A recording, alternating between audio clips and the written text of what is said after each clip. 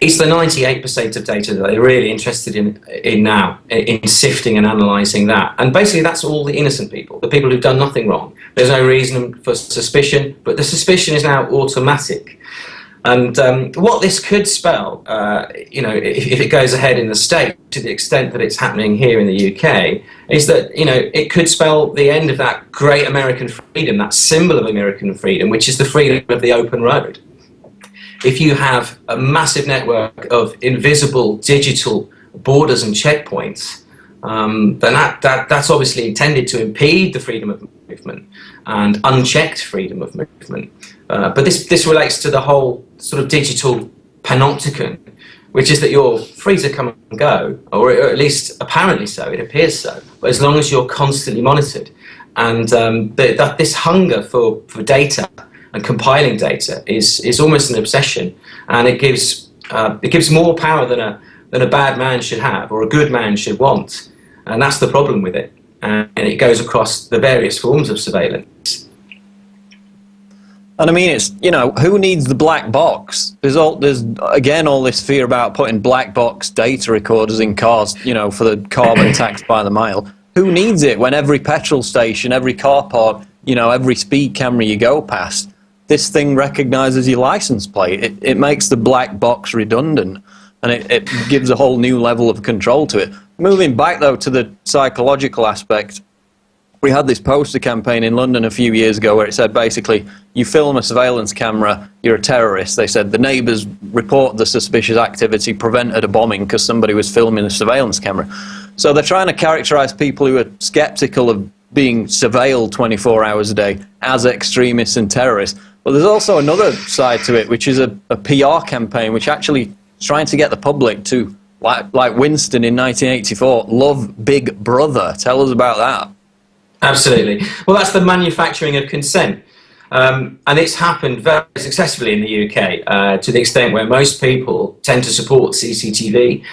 They believe that it prevents crime, that it catches criminals, and therefore it can only be a good thing. But this is the message that's been sold to us over the last 20 or 30 years. But it's completely contradicted by the evidence. And part of, you know, the success of this strategy depends on people really buying into it and supporting it. I mean, there's a lot of text in some of the legislation that's in the UK that states that one of the main aims of the policy, you know, to do with surveillance cameras, is increasing public support for it. So one of the key elements to the strategy of introducing surveillance is selling it to the public. And this is a relentless process. It goes on every day. You hear so many stories in the media that suggest that CCTV is a wonderful thing, or that ANPR cameras will be a wonderful thing to keep you safe and catch more bad guys.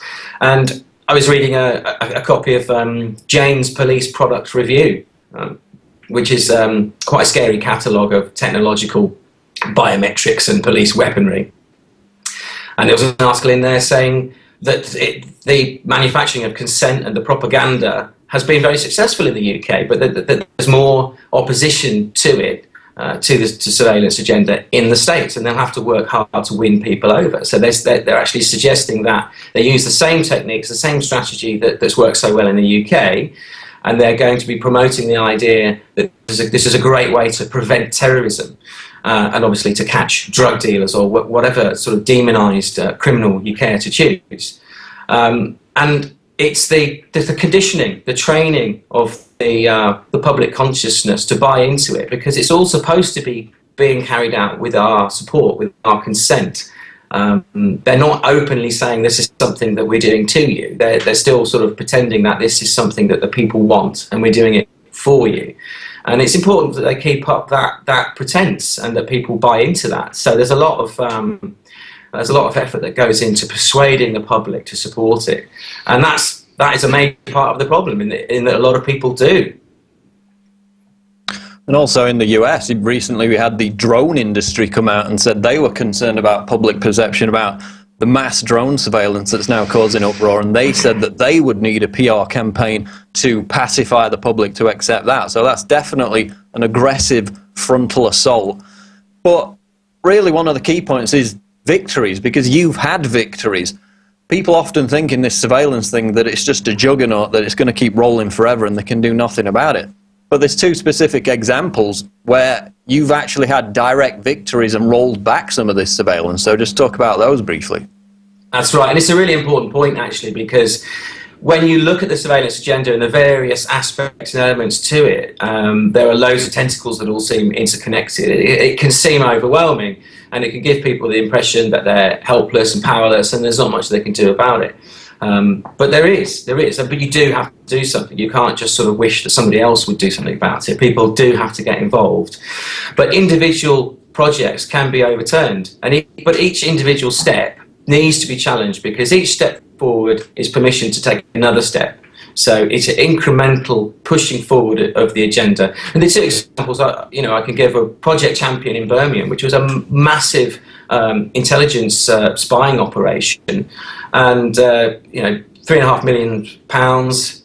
It was probably years in the planning, and because it was the Home Office, the government, and the police, people said to me, "There's no way that you'll get that overturned. There's nothing you can do about that."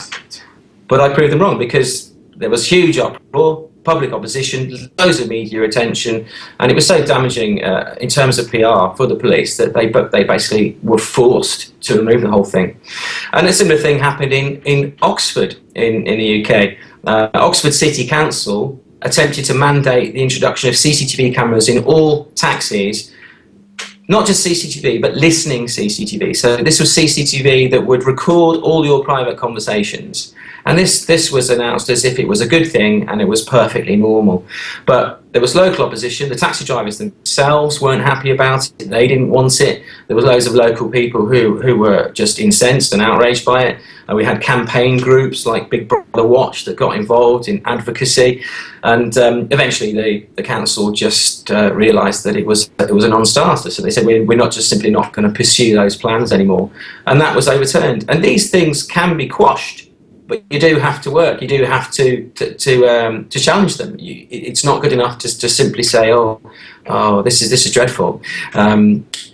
Local people, individuals, not just national campaign groups, have to really realise that this agenda can be challenged. But you do have to challenge each individual step, and it can be done.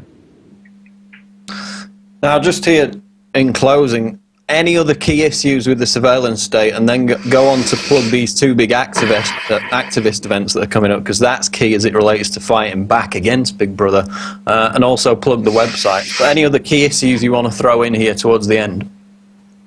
Well, drones, as you know, is a huge issue, because what we're seeing there, but particularly in America, is the importing of the military-industrial complex. The military technology used in the Middle East, used in war zones, is being imported into the domestic civilian sphere for policing. So we've got you're seeing drones in America equipped with surveillance cameras instead of Hellfire missiles, but perhaps they could carry both. We're not seeing that yet in the UK, but we know that BAE Systems are working with the police in developing drones for surveillance, but they're being very secretive about that. Another issue that's really big is internet surveillance. In Britain, we have the so-called Snoopers Charter, which is precisely what it is, the Draft Communications Bill, which proposes that every scrap of electronic data should be recorded, monitored and kept, because everything you say can and will be taken down and used as evidence against you. And that's what we used to tell people who had been arrested. Now the government is telling it to the entire population, you're all suspects. So that's an enormous worry. And over in the States you have the NSA, which, the vastness of the ambitions of the NSA to record every scrap of information about everyone is a similar principle. And what we're talking about is the introduction of a totalitarian system of government. So, and as you said, it sits over all other forms of activism. And if it chills free speech and inhibits activism and protest, remember, protest isn't a crime. Peaceful protest is an essential part of democracy. But it's going to be difficult if you cannot speak to somebody without away from the prying eyes of the government that you're challenging and protesting about. But there is a movement. There are people that are doing stuff for instance, in Berlin last year, 7,000 people assembled and protested in the streets of Berlin against Big Brother government surveillance. Now, not one media outlet in Britain mentioned that. Russia Today covered it, and it's happening. But if it's not being reported, it doesn't mean it's not happening. But Freedom Not Fear is happening again this year, 14th to the 17th of September, and it's in Brussels. So they're taking the fight to the EU, and I'm sure there'll be a similar number of people, probably more, and I hope there'll be more reporting of that. Another thing that's happening next year, 2013, is International 1984 Action Day. Now, this is a worldwide series of events. It's going to be an annual event. That date was chosen to coincide with the publication of George Orwell's 1984, which was about 63 years ago now. So that's happening next summer. There are all sorts of groups that are campaigning against this, and individuals too. People just need to get involved and do their bit and realise that this is a huge threat to freedom, but there is something they can do, but we do need to challenge it. If people want more information on the CCTV surveillance camera aspects, they can go to no-cctv.org.uk. There's a lot of information there. And that's it, really. I think the time's up, but we've got to stand up to Big Brother and fight back. And one of our slogans is now, when will you fight back? Because the time is now. And you're living proof of the fact that one man working with a group of other people can fight back against Big Brother, because you did it in Birmingham by helping to scrap that ring of steel surveillance system. So we'll be sure to have you back on INFOWARS Nightly News. But for the moment, Steve Jolly, thanks for joining us. Thank you very much. Again, I urge you to subscribe at PrisonPlanet.tv. That's where you get all the exclusive media content, and it helps support this network. That's going to do it for this edition of INFOWARS Nightly News. I've been your host, Paul Joseph Watson. We'll see you on the next edition.